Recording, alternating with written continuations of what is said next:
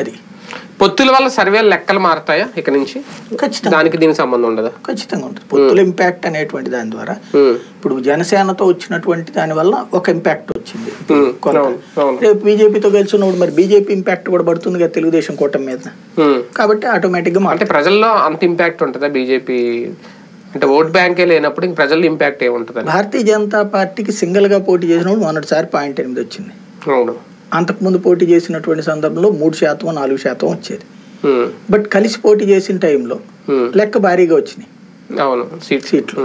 ఎందుకు అంటే భారతీయ జనతా పార్టీని అభిమానించే తటస్థ ఓటరు బీజేపీ గెలవదు అనుకున్నప్పుడు ఉన్న 2 పార్టీల్లో దేనికో దానికి వేసుకొచ్చాడు. కాంగ్రెస్ కో తెలుగుదేశానికి. ఎక్కువగా వాళ్ళు కాంగ్రెస్ కి బదులు తెలుగుదేశానికి వేస్తారు. అంటే బీజేపీ కాదనుకున్నప్పుడు తెలుగుదేశానికి వేసేవాడు. ఎందుకంటే వాళ్ళు కాంగ్రెస్ ని అంగీకరించలేరు. బీజేపీకి అంటే ఆర్ఎస్ఎస్ ఈ భావజాలం ఉన్నోళ్ళు కాంగ్రెస్ ని కమ్యూనిస్టులు అంగీకరించలేరు. వాళ్ళు కాంగ్రెస్ కు బదులుగా బీజేపీ తెలుగుదేశానికి వేస్తుండేవాళ్ళు.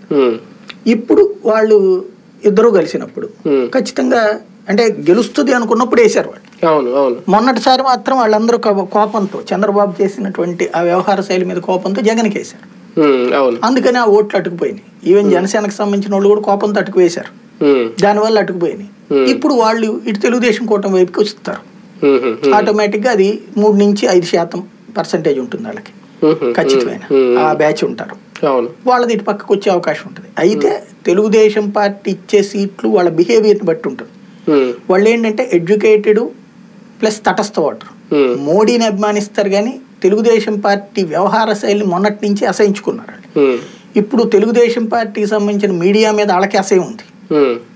మీడియా వ్యవహార శైలి, వాళ్ళ సోషల్ మీడియా వ్యవహార శైలి. బీజేపీ ఏదో మా కాళ్ళ బేరానికి వచ్చింది, తెలుగుదేశం పార్టీ దగ్గర కాళ్ళ బేరానికి వచ్చింది, మోడీకి బెచ్చమేస్తున్నారు లాంటి వ్యవహార శైలిని ప్రదర్శించారు అనుకోండి వాళ్ళ సోషల్ మీడియా కానీ వాళ్ళ మీడియా కానీ, అప్పుడు ఈ ఓటు అటు షిఫ్ట్ అవుతాం, మళ్ళీ జగన్కి పడుతుంది. దేశ రాజకీయాలు చూసుకుంటే ఈ వారంలో పార్లమెంటు సాక్షిగా చాలా గంభీర స్వరంతోనే మాట్లాడారు నరేంద్ర మోడీ. ఆయన మాటలు విన్నప్పుడు అనిపించింది ప్రతిపక్షం అంటే ఈ 10 ఏళ్లలో పోల్చుకుంటే ఈ 5 ఏళ్లలో బాగా వీక్ అయిపోయిందా?